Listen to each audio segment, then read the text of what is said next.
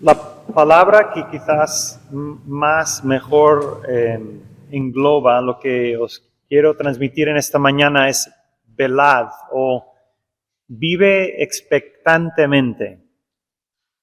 El reto al intentar unir el mensaje de las tres lecturas es buscar el hilo conductor, ¿no? El común denominador de las tres lecturas.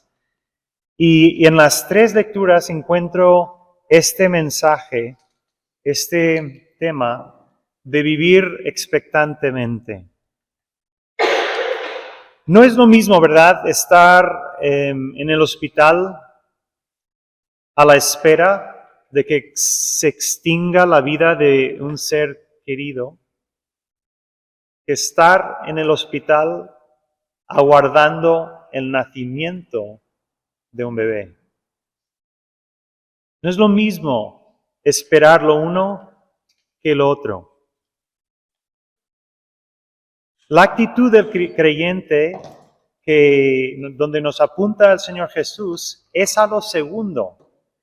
Es vivir expectantemente como el padre o la madre que se ingresa en el hospital esperando un nacimiento. Y anterior, pues los dolores de parto advierten de que ese nacimiento llega. Esta es la actitud del creyente en el mundo, que vive entre el ya y el todavía no. Cuando nosotros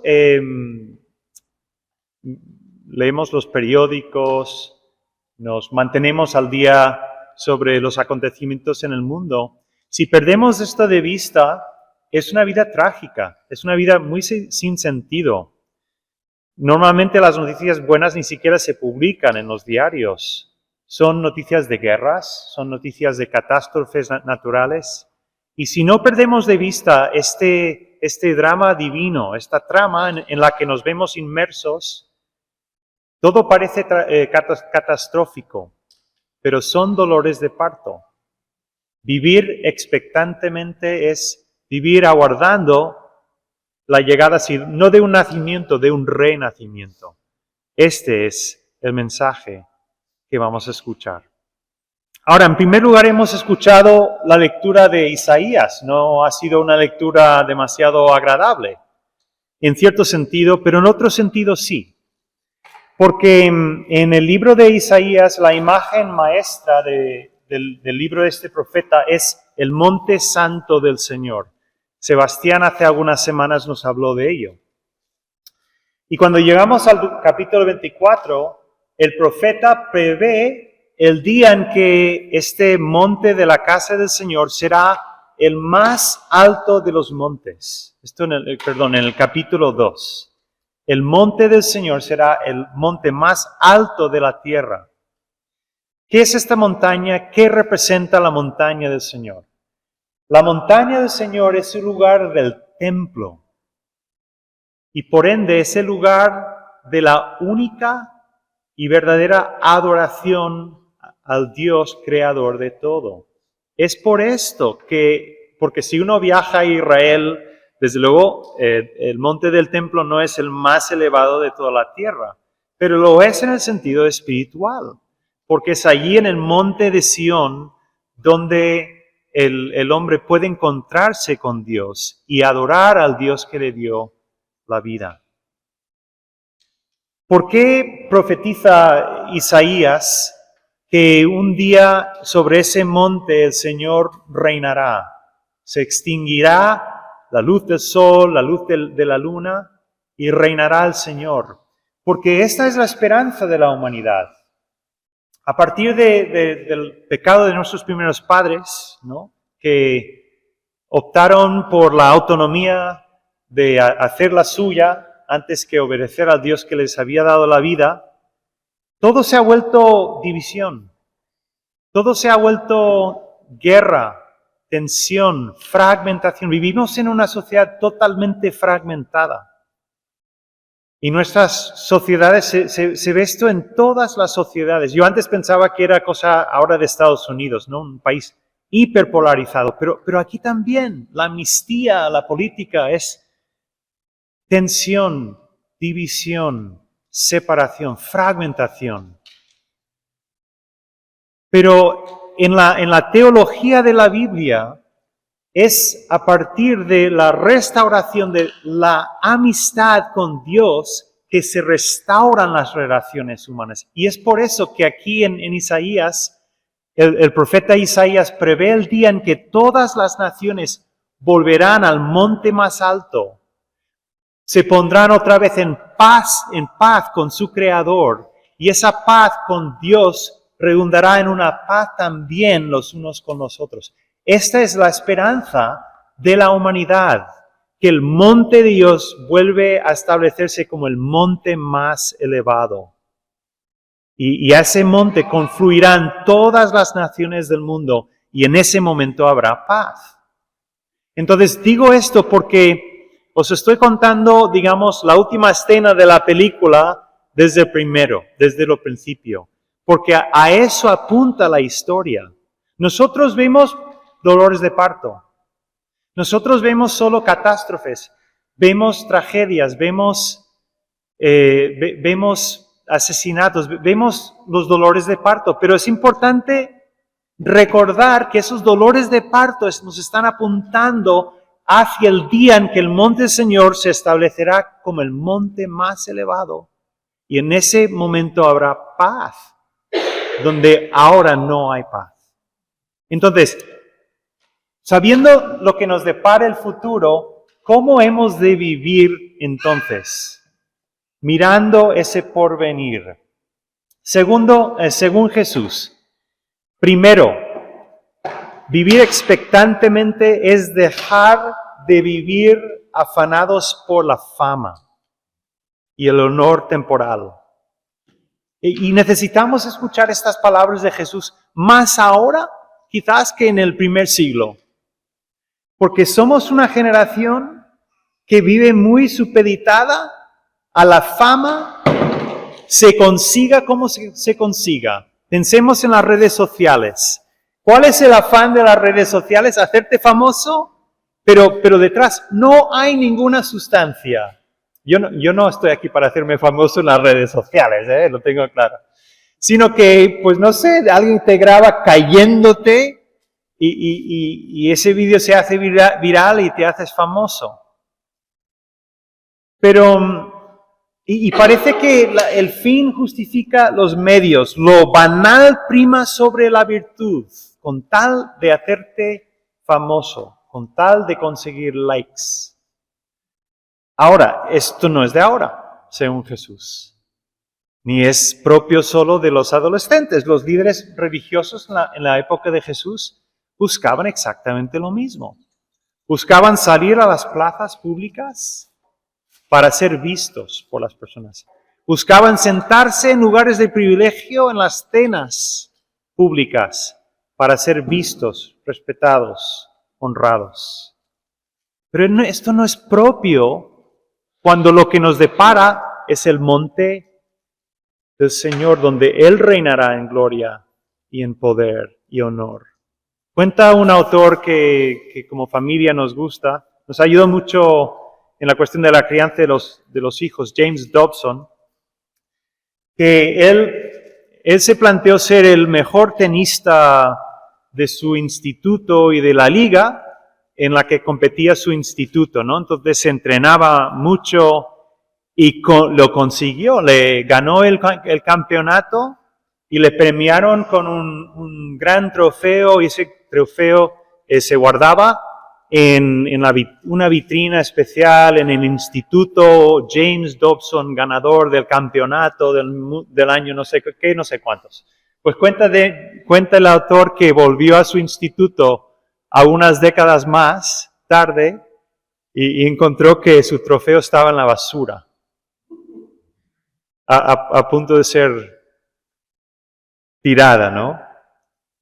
Y olvidada para siempre. O sea, vivir para honores temporales es perder la gran trama de la historia humana, que apunta al monte alto. En segundo lugar, dice Jesús sobre la viuda.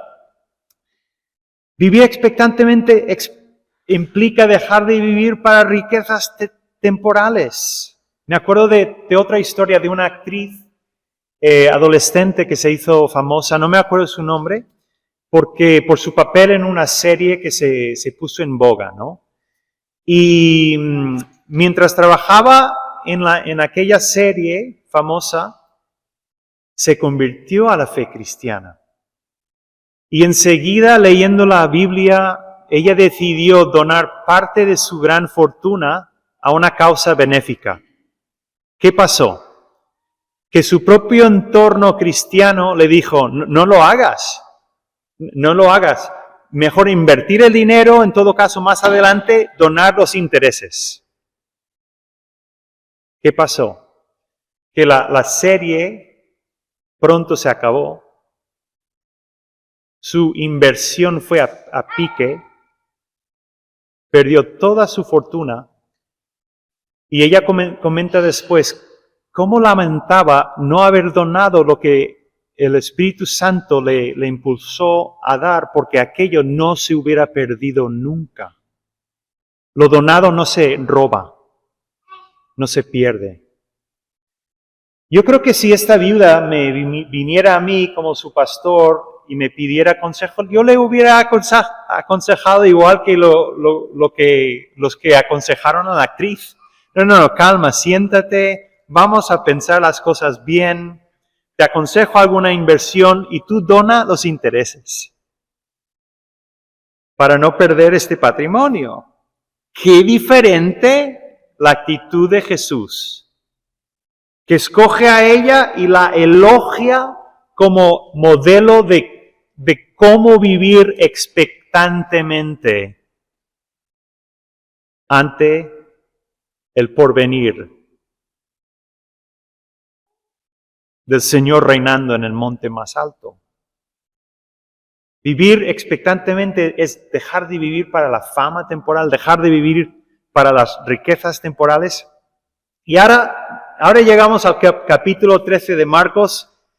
Y wow, ¿qué decir, ¿no? Sobre esta visión profética de Jesús, de cómo serán los últimos tiempos. Bueno, yo en una homilía breve no puedo decir casi nada, pero lo que sí voy a decirlo es lo siguiente. Vivir expectantemente es dejar de poner tus esperanzas en el proyecto humano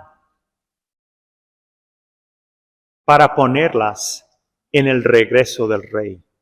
Vivir expectantemente es dejar de poner tu esperanza en el gran proyecto humano y ponerla en el regreso del Rey. Estamos viviendo momentos